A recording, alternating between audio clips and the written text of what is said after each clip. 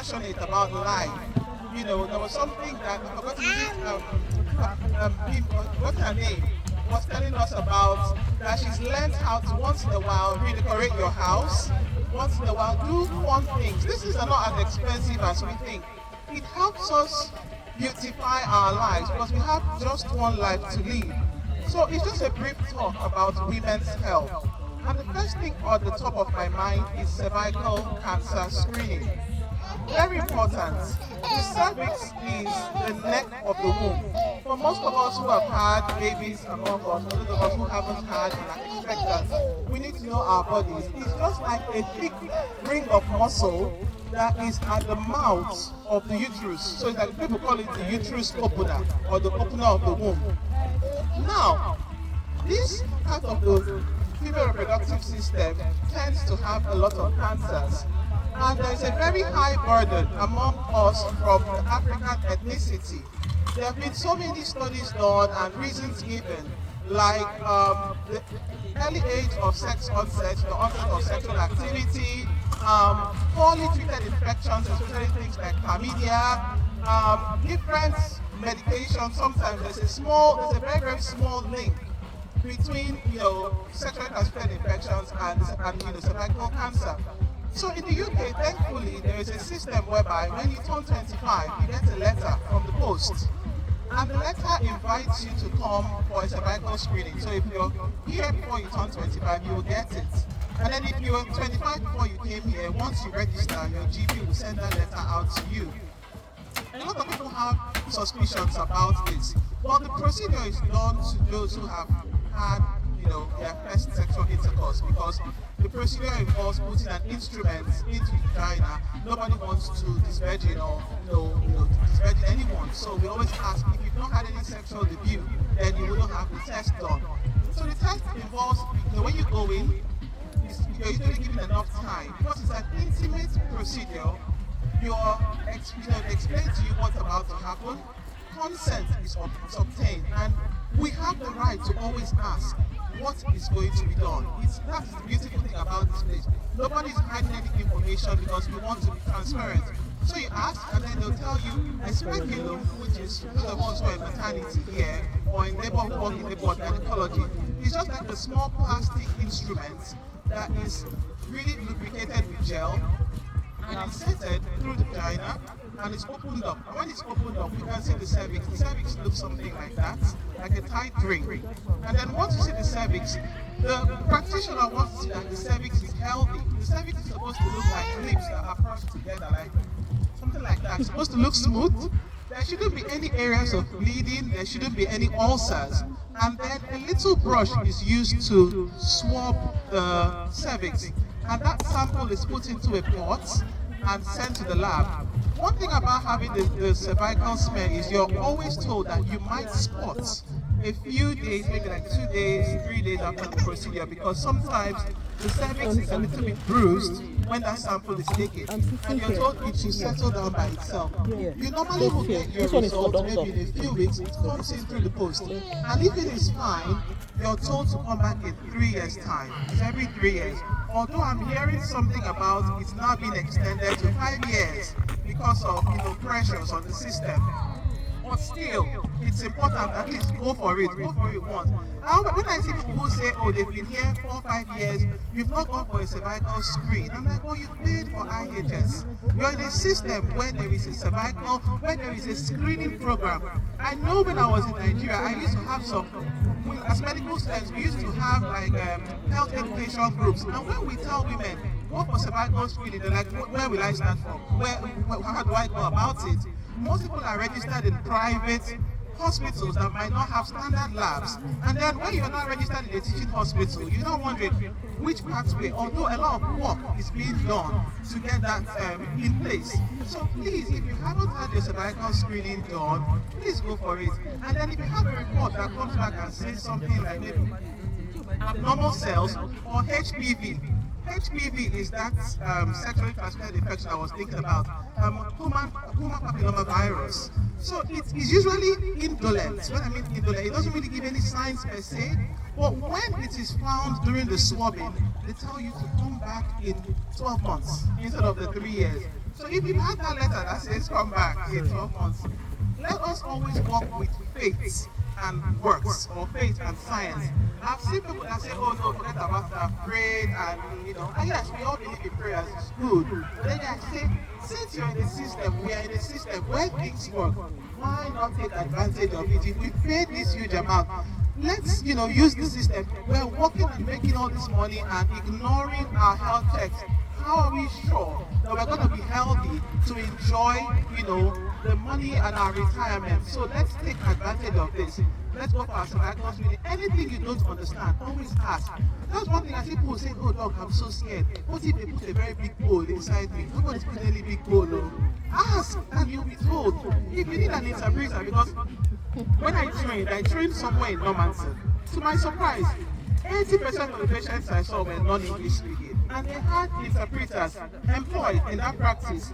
And sometimes, if they don't even have an interpreter, there's a telephone interpreting service. If you really, really, really want to understand it in depth, that's the thing here. You always have the right to ask. So cervical screening, very important. I've done so many videos in Pidgin, in Igbo, which is my language.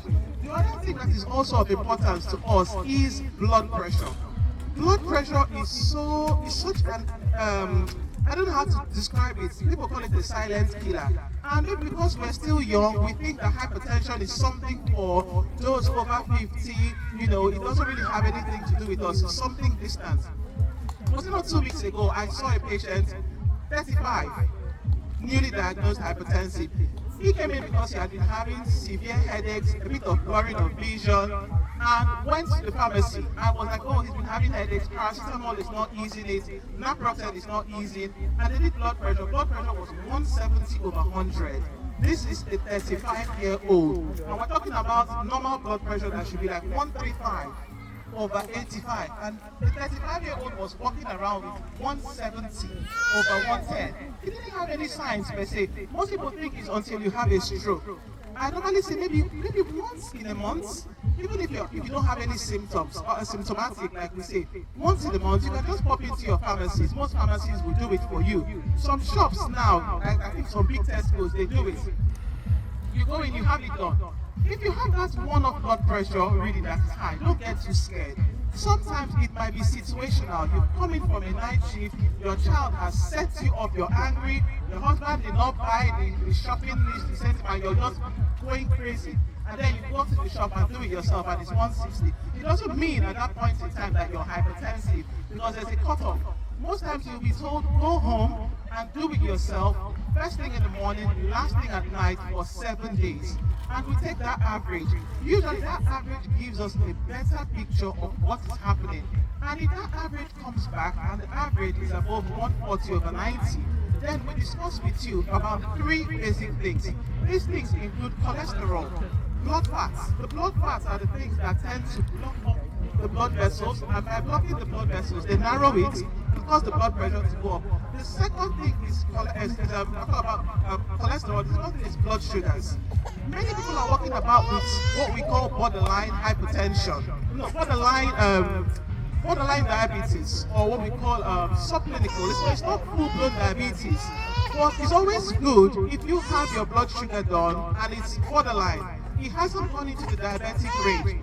Then it's good to be, you'll be caught at that time and told things like, try and work on your diet, stress management. Stress is such a horrible thing because it turns our hormones around. You now have high doses of cortisol, adrenaline. These are the things that affect your insulin, because insulin is the hormone that helps us control sugars. So stress is horrible, and that's why these activities like this are so important. There's something about us. We always think that because we're here, you have to walk. You don't even have time to chill, relax, be a girl again. Just be that happy somebody before all the stress of this world came in. I know sometimes it's impossible, but always remember that we deserve good things. When we're busy sending all the alerts to family members who are everywhere, demanding, they don't know what it takes to make this. Inside you, you're burning, you're combusting, you are dying, and you're still giving to them. When last did we have a hangout? Or even buy yourself something nice? Or just say, you know what, I'm not doing this shift, I'm going to sleep. and sleep very, very well. Maybe tell your husband, you're going to make breakfast today, or you're going to do this. For me, I'll take care of myself. So the three things I was talking about, cholesterol, blood sugars, kidney function, these three things combine to cause most of the chronic diseases we see. And these three things are usually checked when you go for your NHS screening or NHS health check.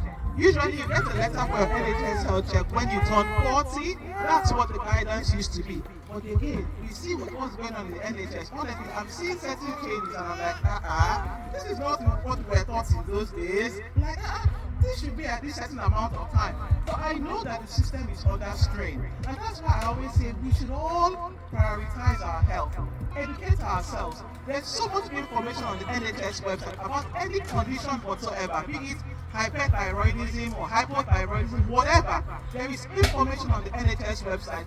Let us educate ourselves and ask questions. One of my lady friends here said, the GPs that is so difficult to get appointments. Sadly, it is a mess. In fact, I see things sometimes and I'm like, what is the solution? It's really sad. I see people who come and say, Doc, I've been referred for this and the waiting list is 1 year. In fact, I'm going back to Nigeria for this, or I'm going to Poland, or I'm going to Turkey. A lot of reverse medical tourism is happening because the system is under strain. And the bottom line is we should educate ourselves. Even if it means calling your GP every day by 8 o'clock, call. One day what they must be. You get an appointment, you go in, see what what needs to be done. If you need to be referred, at least get on the referral list. And sometimes once in a while, you get a letter that says, oh, we've got your referral, we don't have an appointment yet. There is always a number there. Give it 4 weeks and call. I'm just calling to check because people cancel. There are people that after waiting, they go private and an appointment comes and you might call at that time and get an appointment. So the system is messed up, yes, but we are diligent people. We are resilient. It's resilience that brought us here and resilience that has kept us here despite everything. So whatever it is, we have the rights. We have the same rights as every other person that is using the NHS. Don't just get, scared like, oh, they didn't give me an appointment, I'm not calling again. We paid, we paid. So let us put ourselves, our families first, educate ourselves and advocate for ourselves with so much confidence that they understand, no, these people are not people to be played with. Thank you very much. Thank you.